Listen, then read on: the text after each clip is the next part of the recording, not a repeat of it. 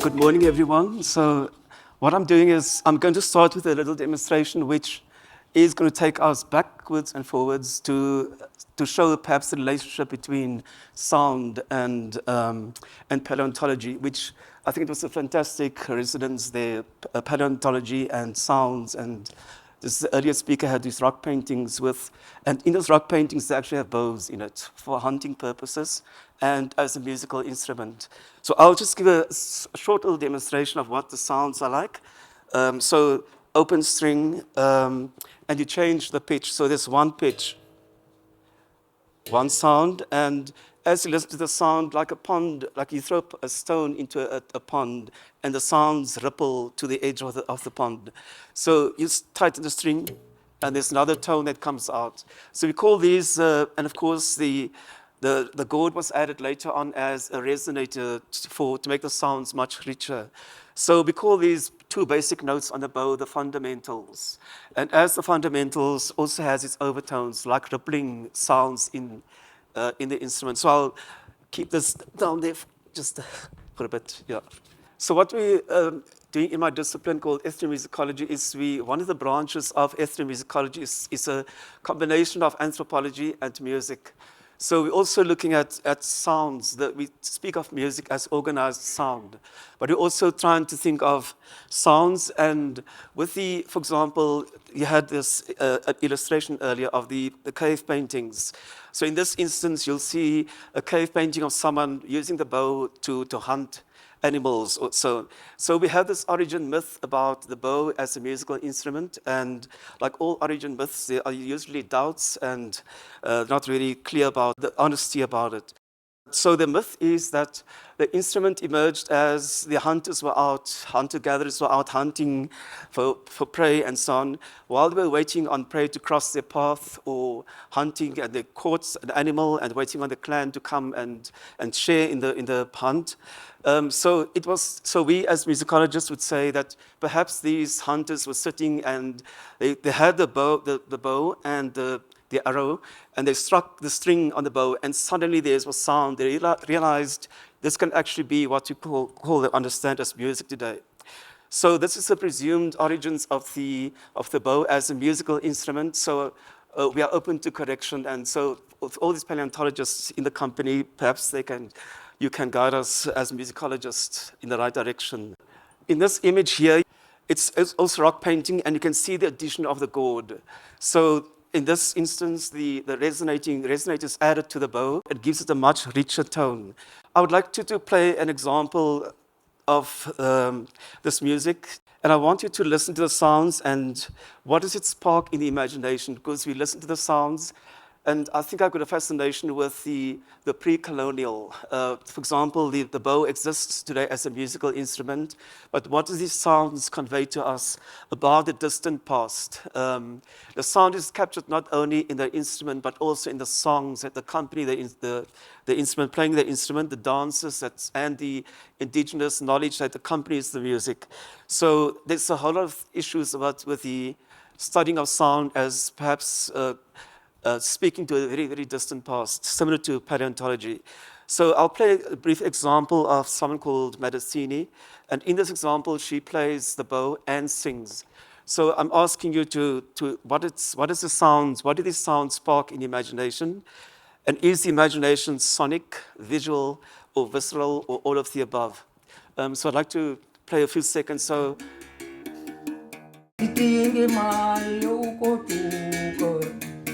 Adinamare nama Adinamare danam Titige mare yokotuko Ikayali kutili semapondi Ikayali kutili semapondi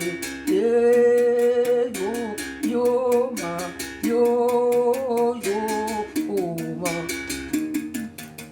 So in that video, you saw Madacini play the bow, and there's these two fundamental notes. And in the voice, she sings with a different kind of melody, which comes out of these fundamental notes and the overtones in the bow, which we also call the uhadi. And so just as one example.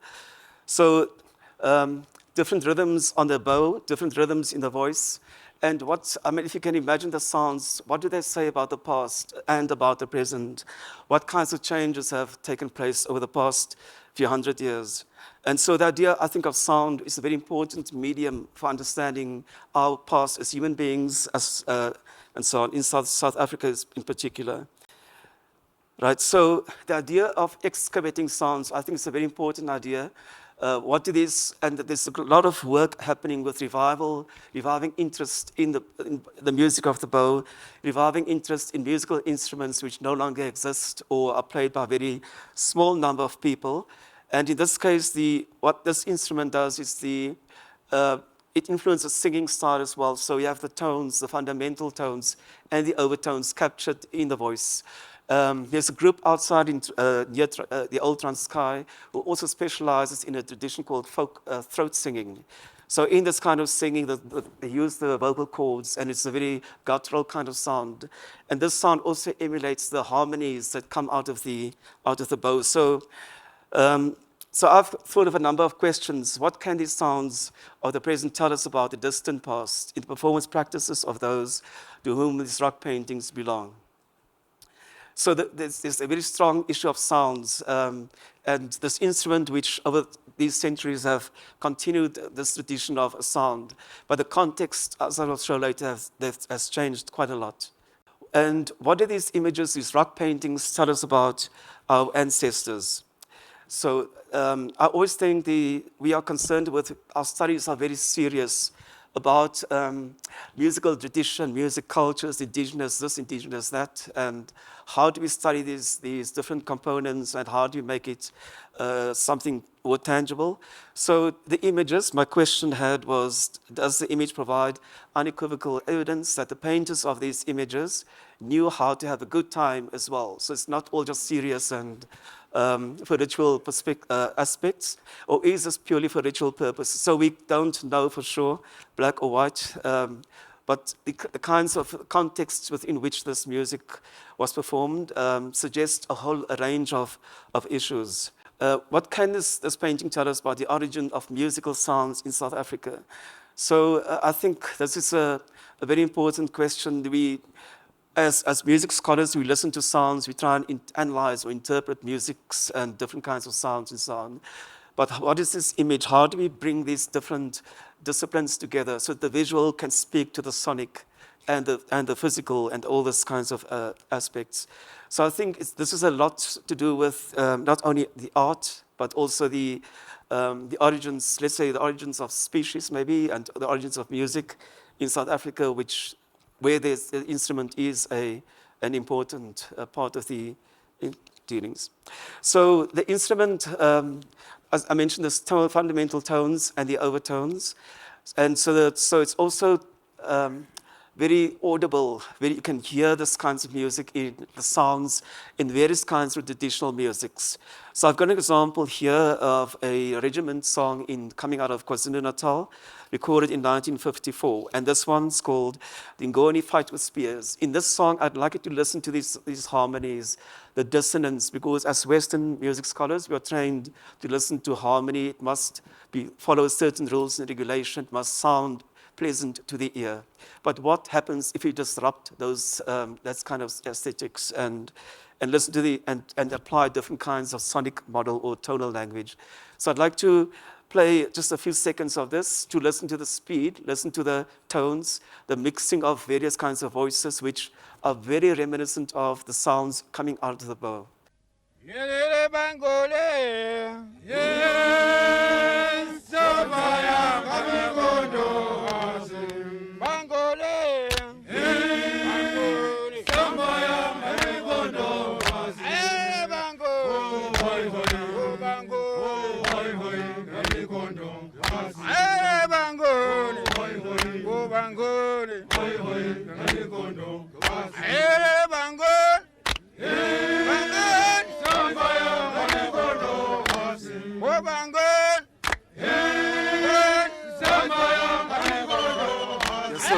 This kind of instrument is found actually in the bow kind of music instrument is found as far away as Taiwan, if you can imagine that. And across Reunion, the Indian Ocean, right down to the southern Africa, from east to West Africa and Angola, and down into Brazil with the capoeira.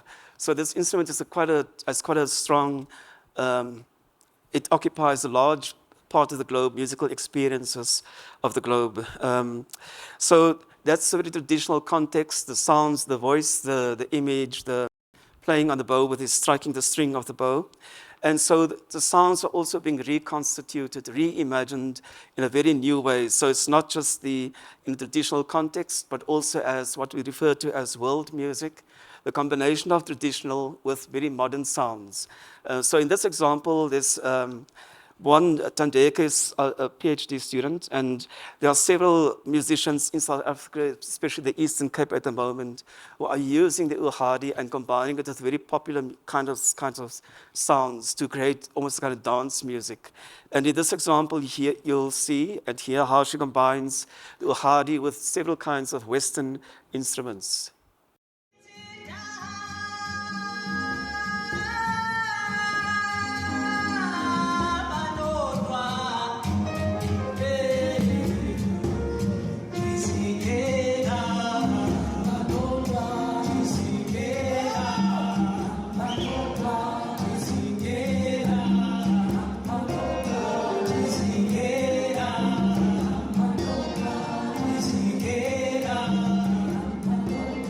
So various observations I've made concerning the instrument, and also I think for me it's important this kind of issue of time and space. Because we think along the lines of a very Western timeline and a Western kind of space. But what does this music or the evolution of this instrument say about an African time? That's one that's Afrocentric and perhaps not in which Africa dominates. So maybe that's, I think, another issue that I have. So sounds and tones of the past have been dug up with this revival of the uhadi, this bow music instrument, and other instruments, and like the archaeological object, recorded and revived in the present through performances by non-traditional musicians.